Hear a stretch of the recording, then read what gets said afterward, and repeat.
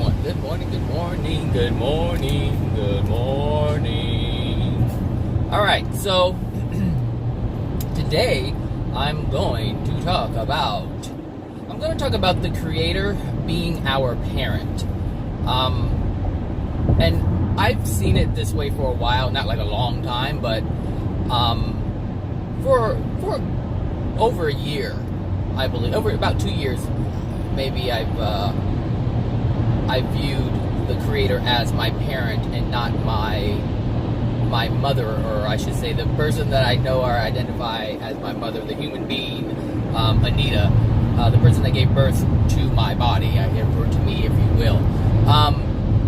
I had to change that, and in order to progress how I progressed, and I had a conversation, or was having a conversation with someone, and I thought, that this person had already viewed it this way. I thought this person had already viewed the Creator as being their parent, especially because all of the things that I've ever talked about is about the soul and the Creator, and so I know that the Creator created the soul, and most people know and understand that the Creator created the soul.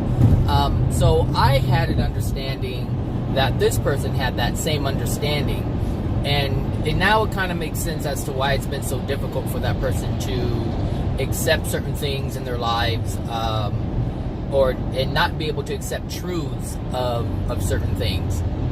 It's a fundamental aspect of your progression. If you're going to progress, you're going to have to understand this, because what happens is when we try to heal ourselves, we're looking at it from the perspective of our parents being our parents and God being something outside of us. And when we do that, it's no different than like, a distant, third, fourth generation cousin. It's like they're there, but they're not there. I don't really see them, but I know that, or I understand that, my parents say that I have this cousin, it's just kind of weird to have that connection. But when you understand that you are the product of the Creator, then you understand the potential that you have. You understand, wow, I am the soul. However, most people look at themselves as a body who has a soul, and they don't, or who have a soul, and they don't have a soul. They are the soul. And I think, when you look at it from this perspective, when you look at it from the law of attraction, and this is why I say, the law of attraction, or all the universal laws, are corrective laws. But what are they trying to correct? The soul.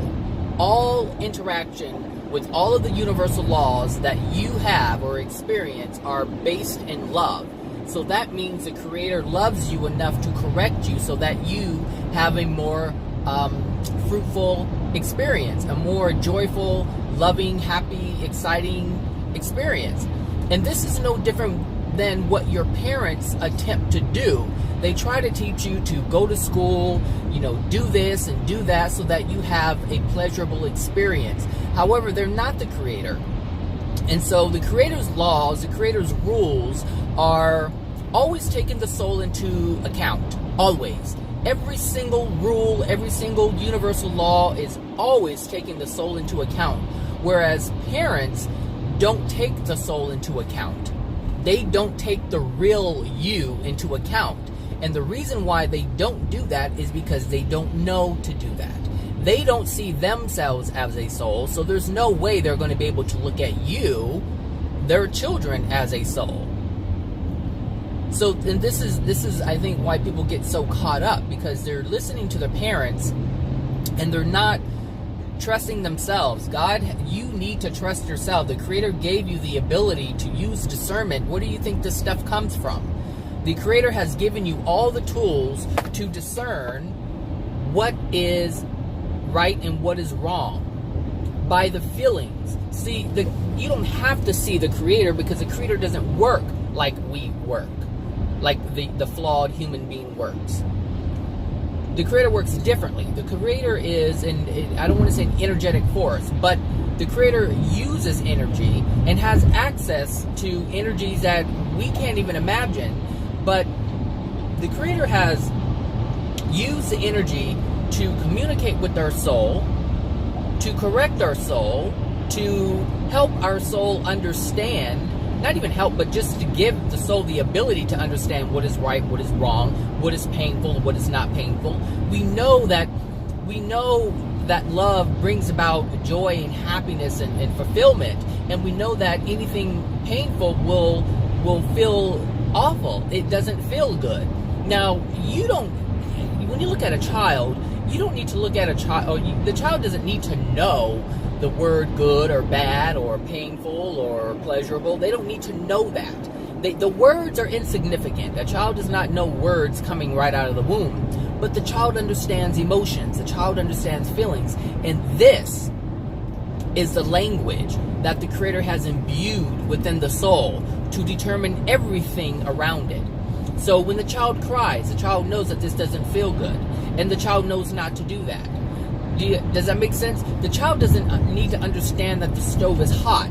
When the child touches the stove and it feels pain, it recognizes that. And it knows not to ever touch it again until there's more understanding on how to use that power. Use the power of heat. Use the power of technology. The child does not know this until later on.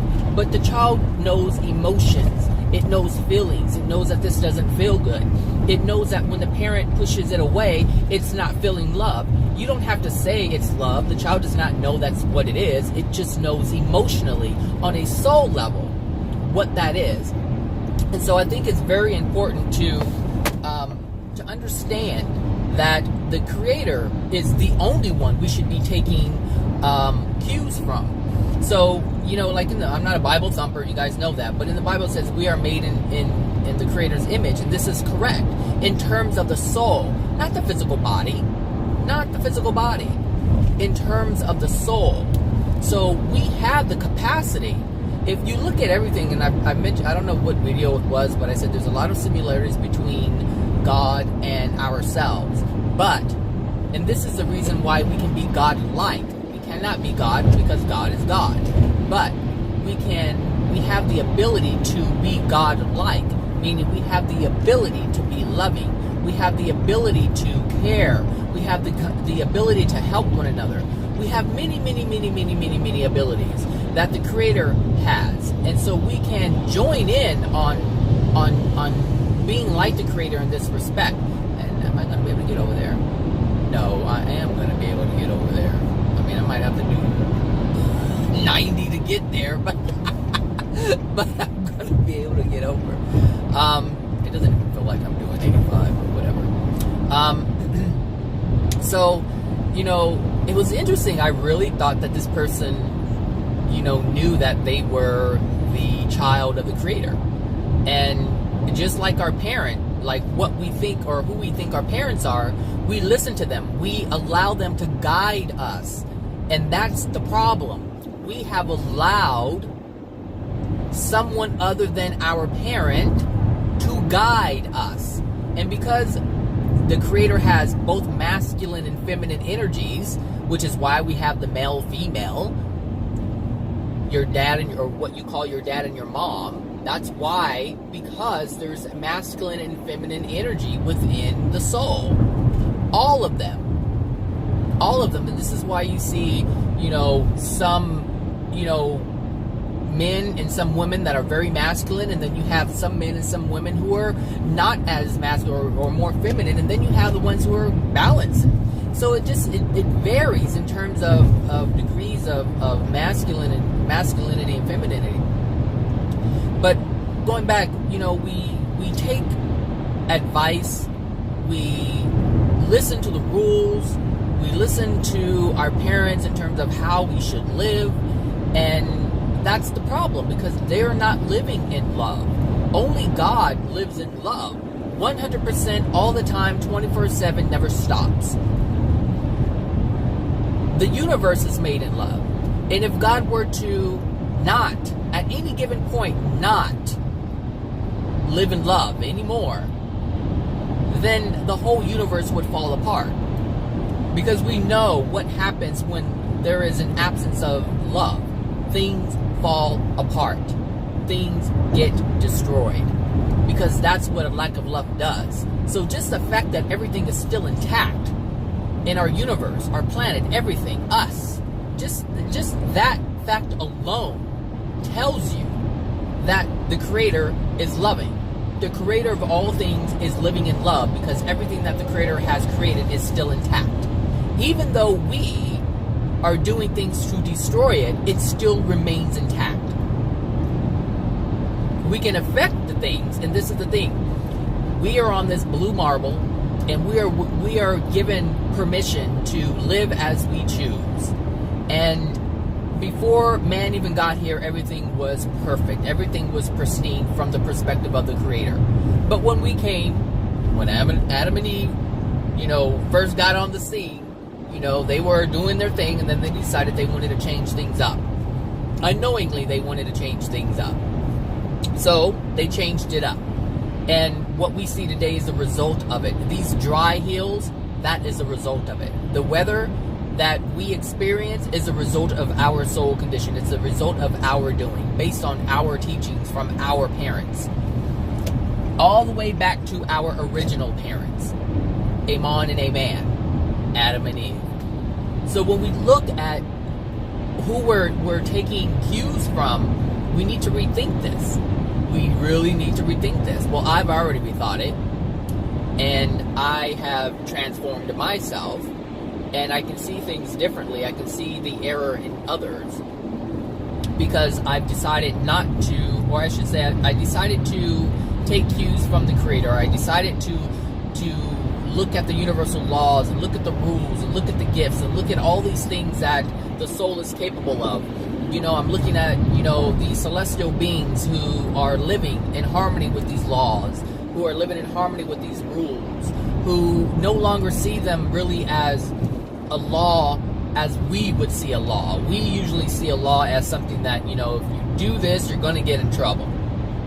And we do get in trouble. I posted something on Facebook, like, yeah, you can beat your kids and yell at your kids. You have the free will to do that. But all of that comes at a cost. All of it comes at a cost. And when it's time to pay, you're not going to like it. Nobody's going to like it.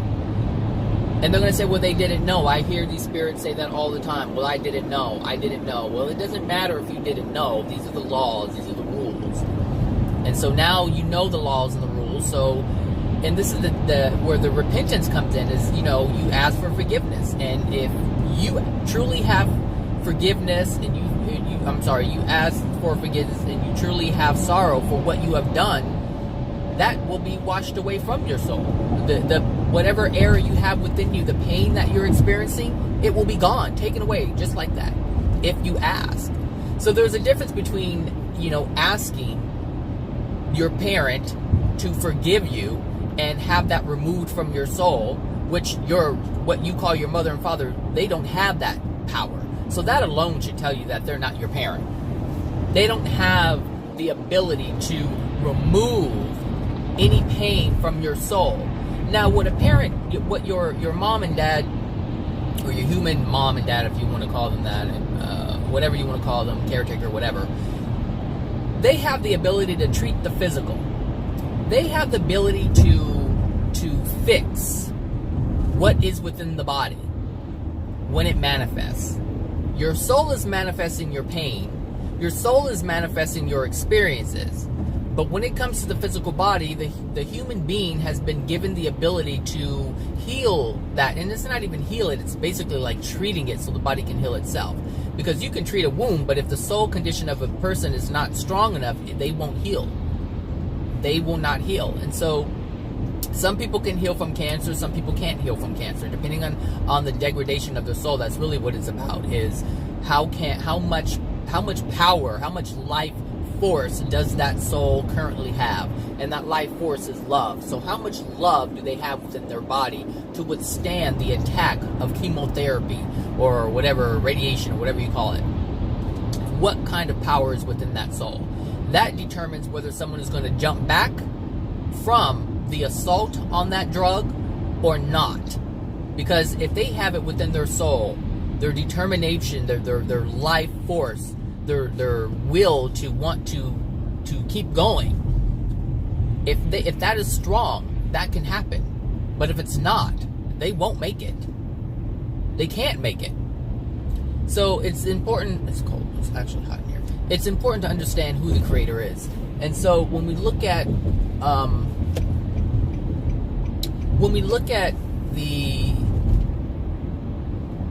and this is interesting because parents operate or attempt to operate in the same manner that God operates. So God has universal laws. Go ahead. God has universal laws that are corrective laws. The law of compensation, which is brought to you by the law of attraction, which is generated by the cause and effect. You have these laws, and they're meant to correct you when you're in error, when you're off the path of love. That's the only reason why you would ever interact, or God would have his laws interact with you in such a way to bring pain, is if, or discomfort I should say, is if you are out of alignment with love. If you are in alignment with love, you will never ever have to experience any kind of corrective action whatsoever. Now a parent, or I should say your mom and dad, will, or your human mom and dad, I'm using it because it's our society, humanity has created the setup, the family setup to look this way. So it's hard to not call mom and dad, because that's what we know as those who have given birth. And they really didn't give birth to us, but they gave birth, they helped create the body, I should say. What was I gonna say? The corrective, parents try to do the same thing with their kids. You know, you did this wrong, go to your room, you're on punishment. But God doesn't punish just to punish. God sends messages so that you understand what you did, so you don't do it anymore. But it's not a punishment, it's just to correct you, to get you back on love. Parents aren't trying to get you onto love. Parents are just trying to get you to do what they want you to do. Do the things that they feel and believe are the right things to do. This will vary from family to family, which should tell you that it's not the absolute truth, because there's only one absolute truth. And there's many ways that parents try to correct their children. Some of them do it with a belt. Some of them do it, and if you're using a belt, it's anger. And the thing is, what you call your physical mom and dad, they will use force and pain with the intention of using force and pain to get you to do what they want. Whereas the Creator allows you to inflict the pain upon yourself, self-punishment. The Creator allows you to inflict the pain upon yourself to correct you. There is nothing else happening. It's just you correcting yourself because you're interacting with these universal laws. God is not imposing anything. The system is set, but you have to learn the system. You have to learn the system. And if you keep living in error, you will learn the system. Hopefully, if you're paying attention. But if you're unaware, and most people are unaware because they have accepted that they have accepted the parents' definition of all things. They have accepted their definition, but their definition is flawed. It's not in harmony with love, because they're not in harmony with love. And so we take direction and guidance from those who are out of harmony with love. And if you look at the state of our world, the state of humanity, they're not in a good place. We're not in a good place. All of us, we're not in a good place. Why? Because we're constantly living by the rules and guidelines of the generations before us. And they're all flawed. They were all flawed from Adam and Eve, with the exception of one individual, which is Yeshua ben Yosef, also known as Jesus. He was the only one who figured it out. So this is one of the reasons why I listen to AJ, because I'm listening to the things that he has figured out. Because our parents haven't figured that out. Obviously, because they've inflicted a great deal of pain during our childhood. There isn't anyone who hasn't been affected by their parent in a negative way, in a hurtful, painful way. And the reason why that is because they have pain themselves. If you have pain, you inflict pain upon others, which is what that lady did at work. She's in a lot of pain, and she wanted to inflict pain upon me. And then she got angry when I didn't allow her to inflict her pain upon me, her problems upon me, because that's what it is. She's miserable because of the things that are going on in her life. She wanted to dump all that stuff on me, and when I said no, she got angry. And she wanted to inflict pain on me, which is why she went and said that I pushed her. You see, if you have pain, you can only give pain. There's nothing loving about what that woman is doing right now because there's no love in her. She's in pain. There is no love. There can't be when you have pain in you. Which is, these people who drink and they do drugs and they do all these different things, and I don't care what justification you give yourself. If you're in pain, whether it's physical pain, emotional pain, when you reach for something to take away that pain, that should tell you there is a lack of love within yourself, to the point where you're willing to absorb substances that are harmful to you. And yes, alcohol is harmful to you. And yes, marijuana is harmful to you. And I understand that they do take certain aspects out of it, and there's healing properties. That's one thing. But you're still trying to drown out the pain.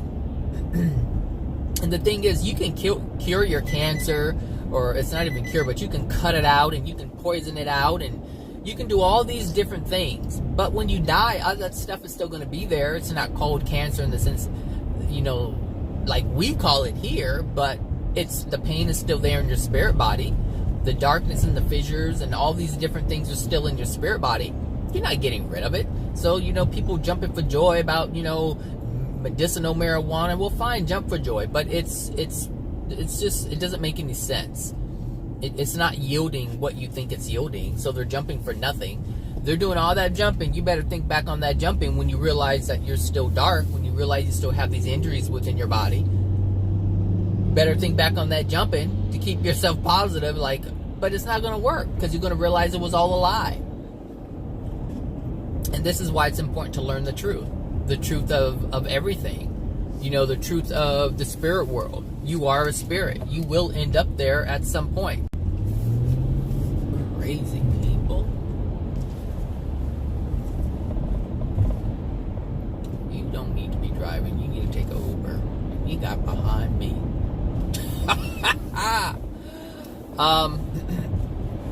So, it's important to know where you should get your information from. It's important to know where to get your information from, because the place where we have been getting it isn't the best place to get it. There's a lot of error that we have accepted, which is why our lives are so or riddled with pain. So I look at the universal laws. What do? I look at the laws. I say, okay, this is unloving. I shouldn't do this. If the Creator deems this to be unloving, then I'm not supposed to do this. Because if your parent tells you as a little boy or a little girl, we don't hit people because it's not nice. Do you like it when people hit you? No. Then don't do it. Now that's a good teaching. That's a good teaching. But not everyone gets that teaching. Some of them get, if someone hits you, you hit them back. You don't let anybody hit you. You hit them back. You fight back. Now, this is what most people are taught. I remember hearing people grow up like this. And, it's funny because when I was little, and just thinking back, oh, no gas. Just thinking back, I was never a fighter. That's not who I was. And I remember my mother trying to convince me to fight back. And my first job, when I worked at Wendy's, and this manager was I said it before, this manager was just acting like, just being a total jackass. And I was 16 years old, and I went and I told my mom, and he went over to Wendy's and was talking to the guy, but he was saying what he was saying, and my mother looked at me, she's like, what do you have to say to that? And I'm like, nothing. Because I didn't care what he said. I just wanted him to stop doing what he was doing. I wanted him to stop inflicting the pain that he was inflicting. But she wanted me to fight back. She wanted me to retaliate in words, and I didn't want to do that. That wasn't even in me. I just wanted the pain to stop. And generally, that's how I operate. So now looking back, I understand that my mother wanted, or my mother tried to instill in me, to teach me that it was wrong to not, you stupid woman, you wait so long, to fight back. This was something that she wanted me to do. She wanted to teach me to do these things. And that's not what I wanted. But on some level, I needed to accept that on some level, which was stand up for myself, but don't ever attack anyone to hurt someone. It's one thing to stand up for yourself and say, no, don't do this, which is what I didn't do when during the molestation period of my life. During that time, I didn't know how to say anything. And this is because of the mixed signals that I was getting from my mother.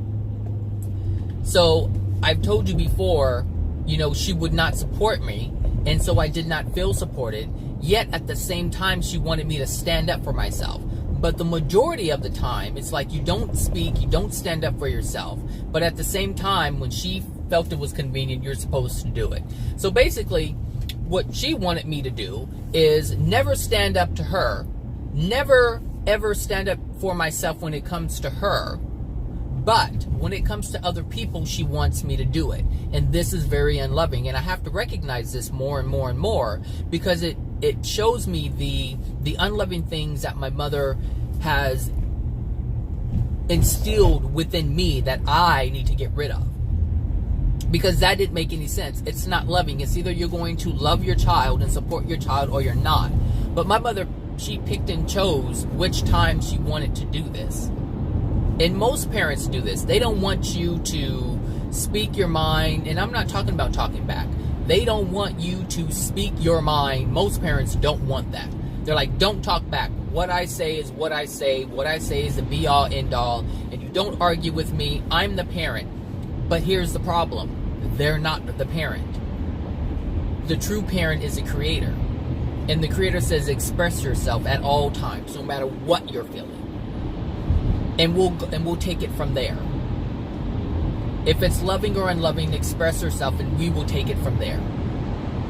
But express yourself. Always honor your soul. Always honor how you feel. And the human parents that we have are not like that. Well, most of them aren't like that, I should say, because some of them are about express yourself. But that's not common. That's rare. That's extremely rare. So, now that I understand that the creator is my parent, that's who I take my cues from. And I learn from those who have figured it out. So whether it's Jesus or whether it's a celestial being, it doesn't matter who it is. These people have already figured it out. And this is why it's so important to learn about the spirit world and learn about the dimensions and learn about who dwells within these different dimensions and who dwells in dimensions that are below the seventh dimension and below the third dimension, who are in the first dimension. This is important. This is extremely important. Because if you know that the people who are in the first dimension are not as loving as those in the higher dimensions, then you tend not to listen to those who are in the lower dimensions. And you're able to identify them here on Earth. It's easy to identify where people are in the first dimension, because basically we're all in the first dimension. Because we all have pain. We all have things that hold us in the first dimension. You don't have to be angry to be in the first dimension. You don't have to be angry to be in the lower levels of hell. You can have so much pain, suppressed pain, and you're just sad and depressed, and that's the darkness within your soul. You don't have to be outwardly angry. You can internalize everything. You can be so angry at people without expressing it. So there's there's many ways to see where people are in the first dimension, where people are in dimensions, period. Like, you can see where AJ is in the dimension. You can see that he's not in a lower level of the dimensions. You can see that. It's manifesting. You can feel it. It's not just about listening or just believing what someone says in terms of someone being there. You have to put things into practice. And that's what I do. I look at it. I analyze it. I'm like, that makes sense. I apply it. And that's it. It's really that simple. But yeah, I know it's really important to make the distinction between who is the real parent here. The creator of the soul, which you are. Because when you pass, when you leave this earth, what do you have? Your spirit body and your soul. You don't have the physical body anymore. So what then? Ask yourself that. What then? Because everyone knows we're all going to die. And if you're listening to this video, then you probably already understand that your life is going to continue. But if you're not continuing with that physical body that your parents created, who are you going to take? Who are you going to take your cues from? Where are you going to get your knowledge from on how to progress? There's only one place. The Creator. The Creator. You're still living. It's like you're still living under God's roof. Whether you're here on earth or in the dimensional realms, or in the spirit world, I should say. You're still under God's roof. You're still under God's domain. Whether it's here or there, it doesn't matter. You're still governed by the laws. You're still governed by certain rules. And they're not the ones that your parents have given to you. And that should even tell you need to change some things. I have discounted so many things that my mother has taught me. So many things that other family members have taught me. I have discarded it. It has no place in my life. It never did, but I did not know that, but I know that now. And that's what being your own person is all about. Looking at things, discerning, accepting what is true, and getting rid of the rest. It doesn't matter. Like, what my mother believed is what she believed. She chose to do that. I'm 41 years old. I don't have to follow in her footsteps. I don't have to follow in my grandmother's or grandfather's or fathers or brothers and sisters' footsteps. I don't have to follow in their footsteps. I am my own person, and so I have to make my own decisions for myself based on what I want for myself. Now, if these people who came before me based their life on all these physical things around them, that's their choice. That was their undoing. But I know better. I know better. Therefore, I have the opportunity, only an opportunity, to do better. And I can only achieve the best outcome if I use the laws and the rules of those who created, or of that one who has created all of them.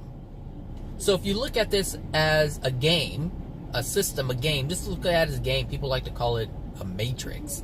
So let's just look at the matrix. Well, who created it? Sure, man has created many things on this earth, but there are things that were put in place that allow that to happen. And so that's what you should live by.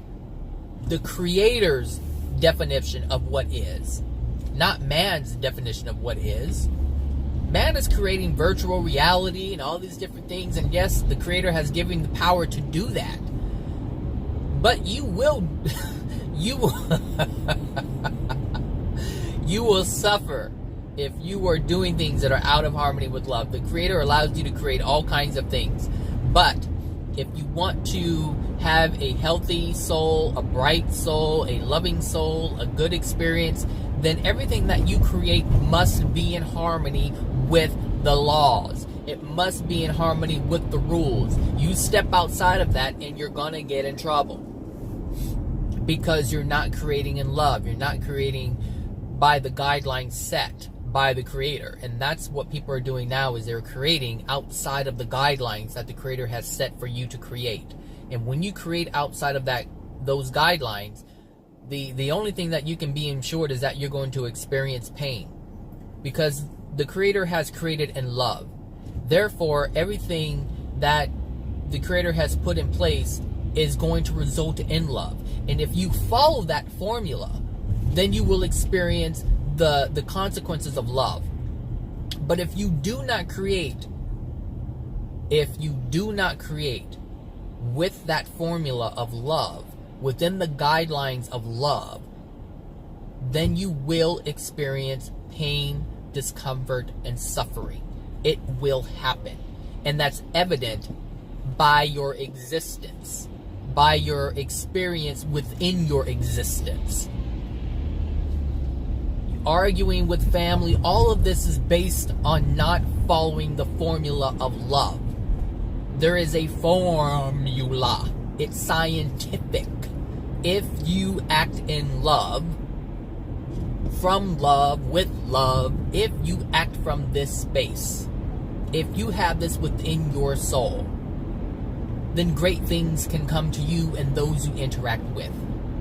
But if you refuse to hold this, if you refuse to use this formula, and you choose to use a formula that you have created yourself, that shit's gonna blow up in your face.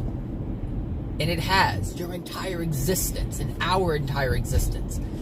How many times have you experienced pain? It's because you're not using the formula. You wanted to be a scientist and create your own crap, and so now you got crap all over your face. That's it. It's it. It's really that simple. The creator is very scientific. The creator is very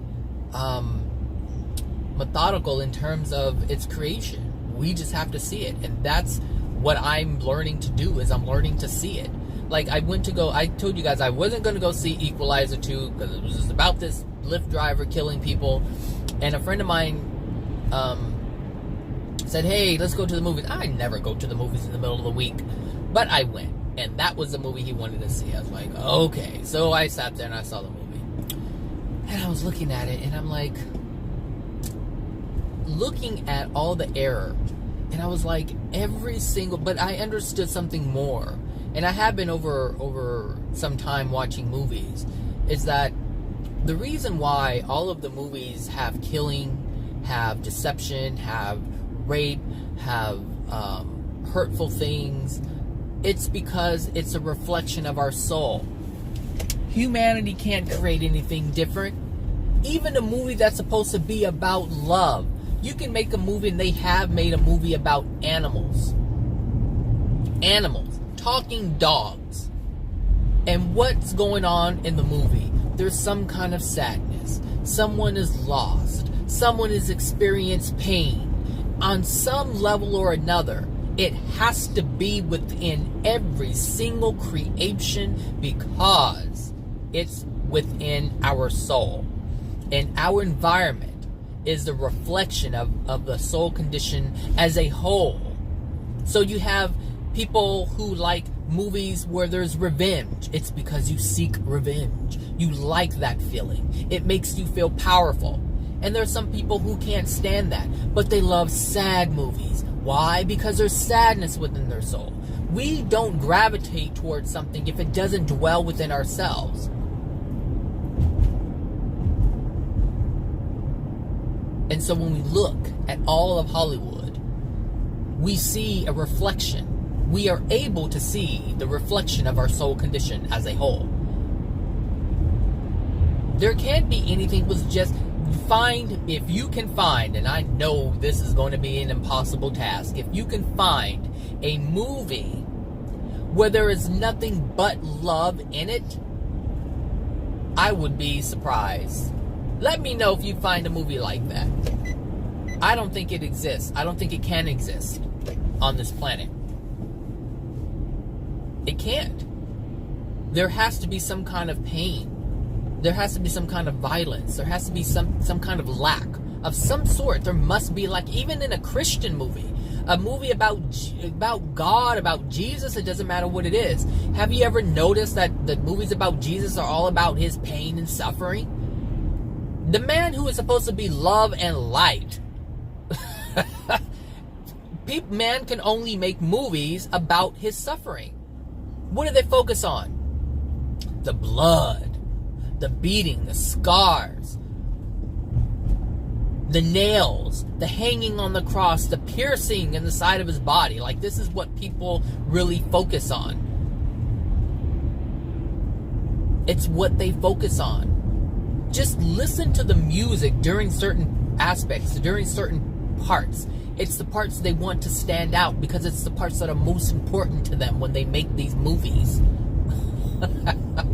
And this is what I see now when I look at movies. I see the truth of humanity. I don't see it as entertainment anymore. Movies used to be entertaining for me. They're not entertaining. I don't know how many times I turn the TV on at home trying to, because I have free time, I'm like, I'll just turn on the TV. And I end up turning off the TV because I'm not watching it. I can't even engage in it anymore. The only reason why I engage in it in a theater is because there's nothing to distract me. I can't pick up my phone because you're not supposed to have your phone in your hand. You know, like, I was looking, when I was watching the movie The Equalizer 2 with Denzel Washington, when I was watching that movie, I had to shift back and forth. Like, I had to look at it from the perspective of humanity, and then I had to look at it from the perspective of being outside of humanity, meaning I had to look at it through the perspective of what the Creator knows as love. I had to look at it from that perspective to be able to see the error, but then I had to shift back to the regular human being and how a regular human being, without knowing any of this love stuff, and understand it from that perspective. And so it was like I see the entertainment in it. I see the entertainment in it from the perspective of man. But I also see, they have a lift thing on top of the car, like a taxi thing. That's interesting. Oh, they're really all about Lyft. They must be doing that full time. I looked at it from both perspectives, and when I looked at it from God's perspective, I just saw all these souls who are lost, who have absolutely no clue that they're living in destruction. Absolutely none. Then I had to shift back, and I'm like, this is the norm. This is life. This is what people believe is entertainment. This is what people go to spend money on, to be entertained. But they're identifying with certain things. And I couldn't identify with those things anymore. And I was like, it was just interesting. I could not identify with these things anymore. So anyway, so that's that. I would recommend trying to figure out what the universal laws are, what love is from God's perspective. If you have to go to the Divine Truth channel, listen to some videos or do some reading or whatever, then do that, because it's the only way you're going to be able to change your life and shift your life to live in harmony with love. And my recommendation wouldn't be to try to understand what love is through your current understanding, because the current understanding is flawed. So I would listen. I consider discernment being this thing where you don't judge it before you experience it or hear it. You put one foot in, and it's like you put one foot in the pool and you test the waters, if you will. And you always have that option to pull your foot out. That's what discernment is.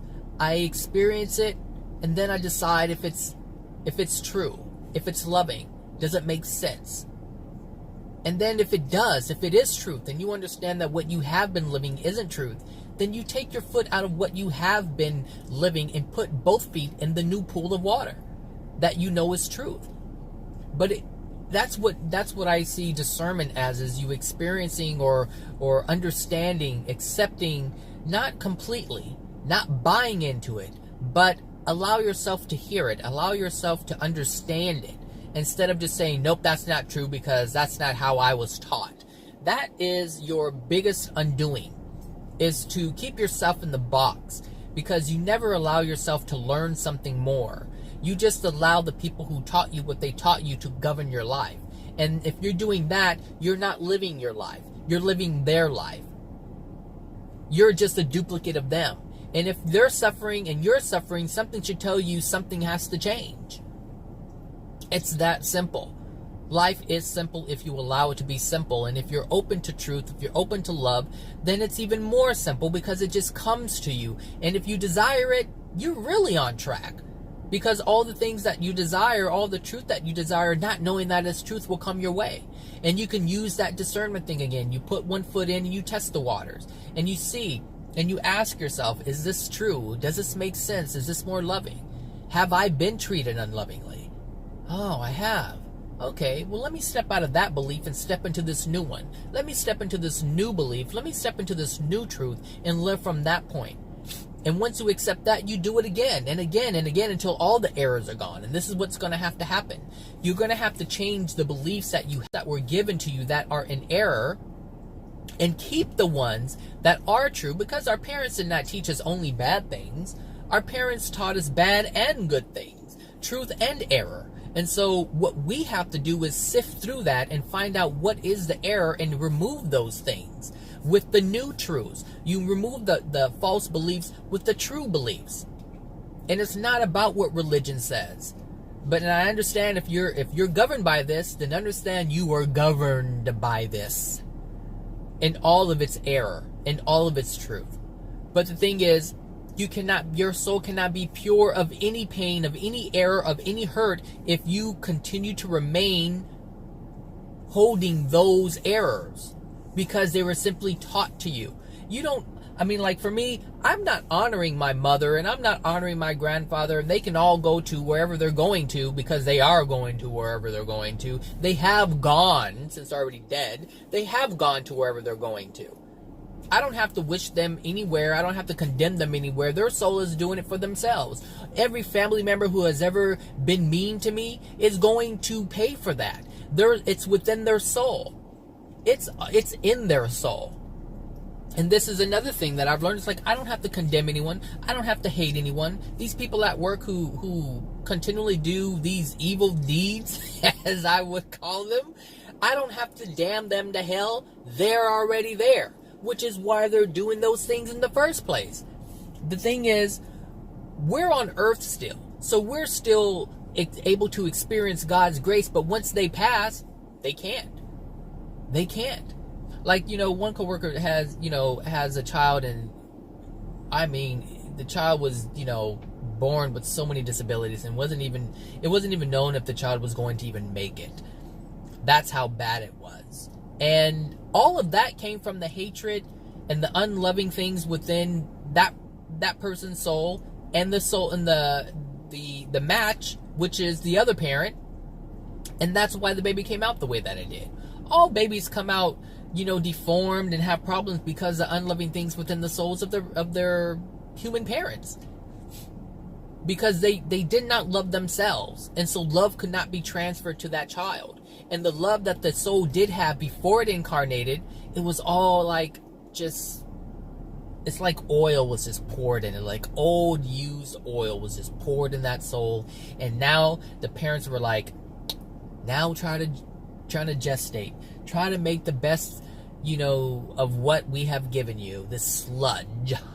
That's what happens. Is when we incarnate, we just get our parents' sludge. And some parents have more sludge than others. And it doesn't hamper as much, or it hampers a lot. So sometimes the sludge is so thick that soul can't even. And it vacates the body. It can't. It just can't. There's just too much. And so this is why it's important to learn what the truths are and get rid of the things within our soul. And it's not just about being conceived and having the emotional injuries transferred to us at conception. It's about the things we do after the child is born. What are we inflicting upon that child in that moment? What are we doing to put more errors within that soul as we raise that child? It doesn't even matter. Like for myself, I'm not a parent like a regular human parent, but I have nieces and nephews, and the interaction that I have with my nieces and nephews are going to determine if I'm putting more love in, if I'm putting love within them, or if I'm putting error within them. My soul still affects other souls, which is why I don't mess with these people when they do evil things, or I try not to. I try not to retaliate and get back at them, because one, I degrade my soul, and two, I know I would be doing them an even bigger disservice. This is why it's so important to learn the laws and the rules of the Creator, the laws and rules of your parent, because your parent has set, like I said, we are in God's home. This is God's house. The whole universe is God's house, in this physical form and in the non-physical. So it would be in our best interest if we learn the rules of those who created the house that we live in. And until we get in a space where we are no longer governed by this universe, and we're able to create a universe of our own, and I do believe that is possible. Not now. There's much more to be learned. We would have to know what the Creator knows in order to do that, and we can't even get the laws right. We can't even get the laws right on an everyday basis 24/7. We can't even get that right now. So the idea of trying to be better or bigger than God, get that out of your mind. So if you're one of these people who say, you know, I am God, am I? No, you're not God. You're not a God. You're not any God. And your pain is evident of that. So this is part of learning the truth. Understand that you are a child of the Creator of all things. And so we must learn from the Creator of all things. It's no different than you learning something from your parent. If you learn from your parent, you will know the things that your parents know that are good and bad. But if you learn the good things from your parents, then it puts you in a better position to have a more loving life, a better life. And it's no different than looking at the Creator as your parent. The only difference is you have ultimate truth. You have absolute truth.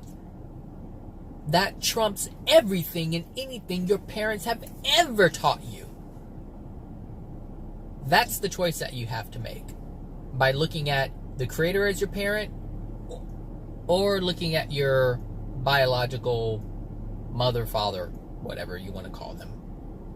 AJ calls them guardians because they are looking after God's children, because we are the soul.